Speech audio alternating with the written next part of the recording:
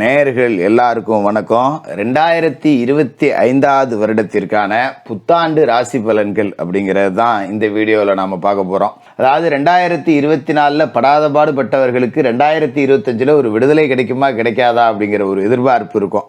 கடன் அடையுமா, வீடு கட்டுவோமா, திருமணம் நடக்குமா, இப்படி ஆளாளுக்கு ஒரு எதிர்பார்ப்பு. அது 2025 நிறைவேறுமா அப்படிங்கிறத ரொம்ப துல்லியமாக பார்க்கணும். இப்போ வருட கிரகங்களோட அமைப்பு அப்படின்னு எடுத்துக்கிட்டிங்கன்னா, சனி பகவான் கும்பராசியில் ஆட்சி பெற்று உட்காந்துருக்காரு. மார்ச் 29 2025 அன்னைக்கு திருக்கணிதப்படி அவர் மீனராசிக்கு பயிற்சி ஆகிறார். குருவோட வீட்டுக்கு போய் கிட்டத்தட்ட ஒரு குரு மாதிரியே சனி செயல்படுவார். ஒரு பகை வீட்டில் போய் உக்காந்தாலும் கூட அந்த காரகத்துவத்தை அவர் அடைகிறார். ஏன்னா சனிக்கு வீடு கொடுத்தவர் குரு.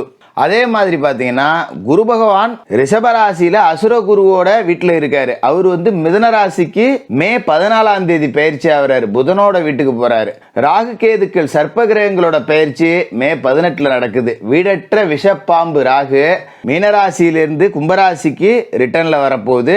சனி மாதிரி ராகு செயல்பட போறாரு. கேது எங்க இருக்காருன்னு பார்த்தீங்கன்னா கன்னி ராசியிலேருந்து சிம்ம ராசிக்கு அதே நல்ல வரப்போறாரு.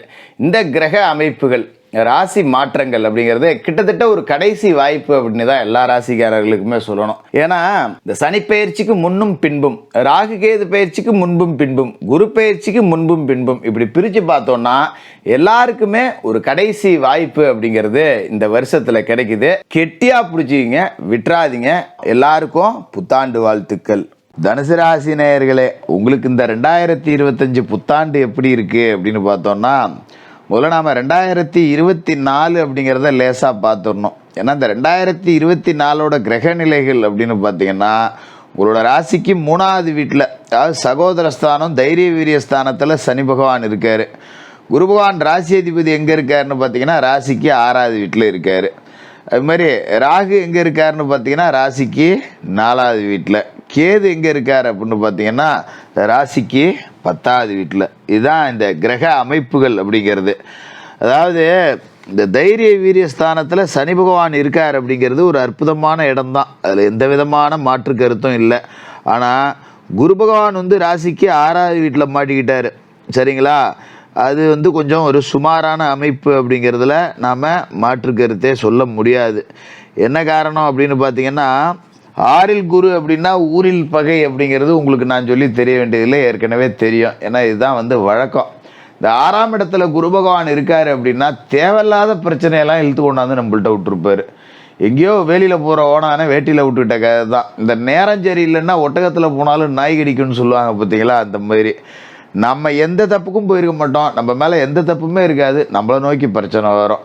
சொந்த பந்தத்திலே பார்த்தீங்கன்னா எவனாவது ஒருத்தன் நீ அதை சொன்ன நீ இதை சொன்னேன்னு நம்மளை கோத்துட்டு போயிருப்பான். நம்ம எங்கடா சொன்னோம், இது என்னடா வம்பா இருக்குது அப்படிங்கிற மாதிரி சொந்த பந்தத்தில் பிரச்சனை, நண்பர்கள் வட்டத்தில் பிரச்சனை, வேலை செய்கிற இடத்துல பிரச்சனை, கோர்ட்டு கேஸு, திடீர்னு சம்மந்தமில்லாத வழக்கெல்லாம் வருது. என் பரம்பரையிலே யாரும் கோர்ட்டுக்கு போனதில்லை, என்ன இழுத்து ஓட்டி விட்டானோ, இந்த மாதிரி தான் இருந்திருக்கும். அதுமாதிரி காசு பணம் 10 ரூபா வந்துச்சா அப்படின்னு பார்த்தா அதுலேயும் பெருசாக நிம்மதி அப்படிங்கிறது இல்லை. காசு வரல. இப்படி தான் ஓடிக்கிட்டு இருக்கு இந்த காலகட்டம் அப்படிங்கிறது. இந்த 2025 உங்களுக்கு எப்படி இருக்க போகுது? இந்த 2025 பொறுத்த வரைக்கும் சனிப்பயிற்சி அப்படிங்கிறது தான் முதல்ல நடக்குது. இந்த மார்ச் மாதம் 29 சனி பகவான் உங்களோட ராசிக்கு 4வது வீட்டுக்கு வரார். இந்த 4வது வீட்டுக்கு சனி வர்றது நல்லதா கெட்டதா ஜோசியரே அப்படின்னு கேட்டிங்கன்னா கெட்டதுன்னு தான் சொல்லுவேன். என்ன ஜோசியரே, அப்போ நல்லது ஒன்றும் இல்லையா, தலைப்பெல்லாம் நல்லா வச்சுருக்கீங்க, உள்ளே வந்தால் கெட்டதுன்னு சொல்கிறீங்களே, இது நியாயமா ஜோசியரே அப்படின்னு நீங்கள் கேட்கலாம். அதாவது கெட்டதுலேயும் நன்மைகள் இருக்குது அப்படிங்கிறத நம்ம மறந்துடக்கூடாது. அதாவது சனி பகவான் உங்களோட ராசிக்கு அர்த்தாசிரம சனியாக வந்தாலும் கூட உங்களோட ராசியில் பார்வையை பதிக்கிறார்.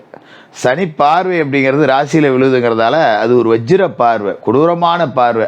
அதை கொண்டாந்து ராசியில் பதிக்கிறாரு. நான் அதை போய் நல்லதுன்னு சொல்கிறீங்களே ஜோசியரேன்னு நீங்கள் நினைக்கலாம். சனி பார்வை அப்படிங்கிறது ராசியில் விழுவும்போது இந்த 6ல் குரு ஊரில் பகைன்னு ஏகப்பட்ட பஞ்சாயத்துக்கெல்லாம் வந்துச்சு சொன்னோம் பார்த்தீங்களா. சனி உங்களோட ராசியை பார்த்தாரு அப்படின்னா அந்த பகையெல்லாம் பந்தாடப்படும்.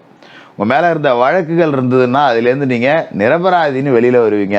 அதுமாதிரி சிவில் வழக்குகள், ஒரு சொத்து கேஸ் ஒன்று நடந்துக்கிட்டு இருக்கு, பூர்வீக சொத்தில் ஒரு கேஸ் நடக்குது, ஒரு இடம் வாங்கினேன் அதில் பிரச்சனை, இப்படி நிலம் சம்பந்தப்பட்ட பிரச்சனை வழக்குகள் இதெல்லாம் இருந்ததுன்னா அது எல்லாத்துலேயுமே நீங்கள் ஜெயிக்க போகிறீங்க அப்படிங்கிறத இந்த சனி பார்வை அப்படிங்கிறது உறுதி செய்யும். அதனால் வழக்குகள் வெற்றி, எதிரிகளை சம்ஹாரம் பண்ண போகிற ஒரு அமைப்பு. எதிராளிகளே இருக்க மாட்டாங்க. 4 தலைமுறையாக ஒரு பக்கத்தில் ஒரு பிரச்சனை பங்காளியோட, இப்போ தான் சரியாச்சு அப்படின்னு நீங்கள் காலரை தூக்கி விட்டுட்டு சொல்லிக்கலாம். எங்கள் தாத்தன் பாட்டன் காலகட்டத்தில் முடியாத இட பிரச்சனையை என் காலத்தில் தான்டா முடித்தேன் அப்படிங்கிற மாதிரி. அப்போ சொத்து கைக்கு வந்துடும்.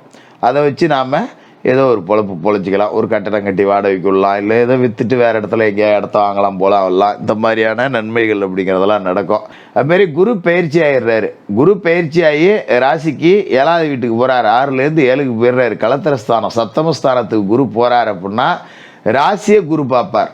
ராசியிலேயே குரு பார்வை விழுவுது அப்படிங்கும்போது நீங்கள் கவலைப்பட வேண்டியதில்லை. அதை விட அற்புதமான ஒரு யோகம் அப்படிங்கிறதே இல்லை. ஏன்னா குரு பார்வை, ராசி அதிபதியோட அருள் பார்வை உங்களோட ராசிக்குள்ளேயே உழுவுது இல்லையா, சகலவிதமான தோஷங்களையும் முறியடிப்பார். அப்படிங்கிறதால அர்த்தாஷ்டம சனியோட பாதிப்பு அப்படிங்கிறது குறையும். முழுசாக குறைக்க முடியுமா ஜோசியர்னா? முடியாது. ஒரு 80% குறைப்பார். அதாவது அர்த்தாஷ்டம சனிங்கிறது வியாதியை கொடுக்கும், கணவன் மனைவிக்குள்ளே சின்ன சின்ன சண்டை சச்சரவுகளை கொடுக்கும். குரு பார்வை இருக்கிறதால அது அப்படியே பேச்சு வழக்கிலேயே சரியாக போயிடும். வழக்கமாக எல்லா வீட்லேயும் நடக்கிற மாதிரி 1/4 மணி நேரம் சண்டை போட்டுக்கிறோம், அப்புறம் பேசிக்கிறோம். மருத்துவ செலவு வருதா வரும். ஒரு பெரிய ரண சிகிச்சை அளவுக்கு போகுமா போகாது. ஏன்னா குரு பார்வை இருக்குது. ஒரு 1000 ரூபா செலவு பண்ணுறேன் சரியாக போச்சு, ஒரு 500 ரூபா செலவு பண்ணி மருந்து மாத்திரை வாங்கினேன் சரியாக போச்சு. இந்த அளவில் தான் உடல் ஆரோக்கிய பிரச்சனை அப்படிங்கிறது இருக்கும். அதனால் நீங்கள் கவலைப்பட வேண்டியதில்லை. அதோட உங்களோட ராசியை பொறுத்த வரைக்கும் 4வது வீட்டில் அர்த்தாஷ்டம ராகு இருந்தார் இல்லையா, இப்போ அவர் 3வது வீட்டுக்கு வரார். தைரிய வீரியஸ்தானத்துக்கு வரார். மே மாதம் 18ஆம் தேதி. ராகு தைரியம் கொடுத்தாருன்னா இதை விட மாற்று கருத்தே இல்லை. ஏன்னா ராகு அப்படிங்கிற ஒரு விஷப்பாம்பு, விஷமில்லாத பாம்பு அப்படிங்கிற ஒரு கேது. இந்த விஷப்பாம்பு ராகு தைரியத்தை கொடுக்குது அப்படின்னா ஒரு ராஜநாகம் மாதிரி எந்திரிச்சு நிற்பீங்க. உங்களை பார்த்தா படையே நடுங்கணும். ஒத்தாள் ஒருத்தர் இடத்துக்கு வந்தால் படையே நடுங்கணும். அந்த அளவுக்கு ஒரு கௌரவத்தோடையும் கெத்தோடையும் வாழ போகிறீங்க. அப்படி ஒரு யோகா அமைப்பு அப்படிங்கிறத இந்த 2025 ராகு கேது பயிற்சி அப்படிங்கிறதும் உங்களுக்கு கொடுக்குது. அதோட கேது 10லேருந்து 9க்கு போகிறார். கொஞ்சம் தந்தையார் வழி சொத்துக்கள் வரக்கூடிய வாய்ப்பு. நான் ஏற்கனவே சொன்னல, பாட்டன் தாத்தன் காலகட்டத்தில் சாதிக்க முடியாதெல்லாம் நம்ம காலத்தில் சாதிச்சிருண்டா, ஒரு பூர்வீக சொத்தை மீட்டு எடுத்துட்டேன்டா, அப்பா காலகட்டத்திலே கேஸ் தோற்று போச்சு, இப்போ நான் மேல்முறையீடு போய் அதை ஜெயிச்சிருக்கேன் அப்படின்னு சொல்கிற அளவுக்கு வரும்னால அதை கேதுவும் உறுதிப்படுத்துகிறாரு.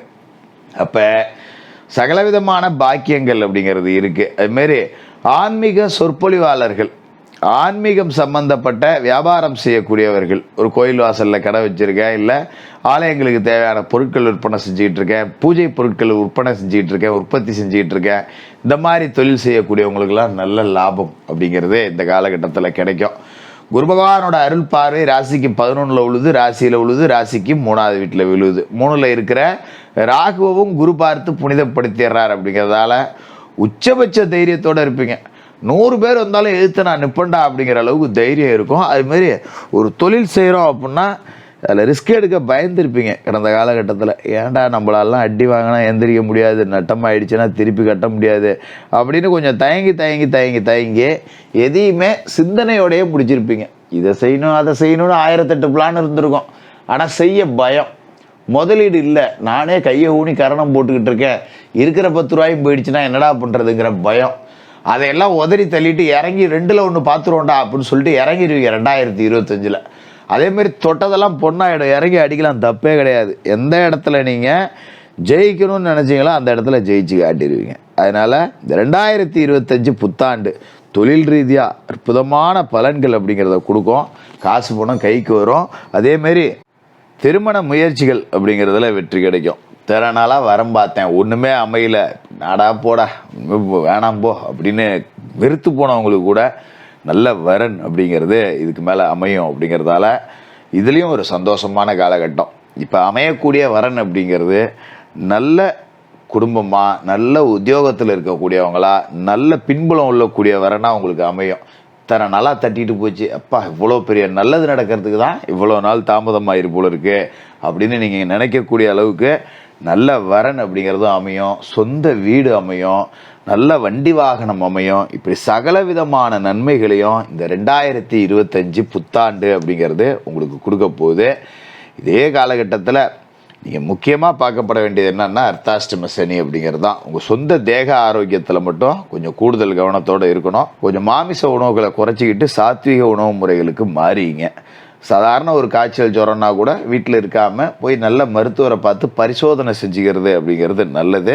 மற்றபடி பெரிய பாதிப்புகள் இல்லை. சனிக்கிழமையில் சனி பகவானுக்கு எள்ளு விளக்கு போட்டுட்டு மாற்றுத்திறனாளிகளுக்கு உங்களால் முடிஞ்ச உதவிகள் அப்படிங்கிறத செய்யுங்க.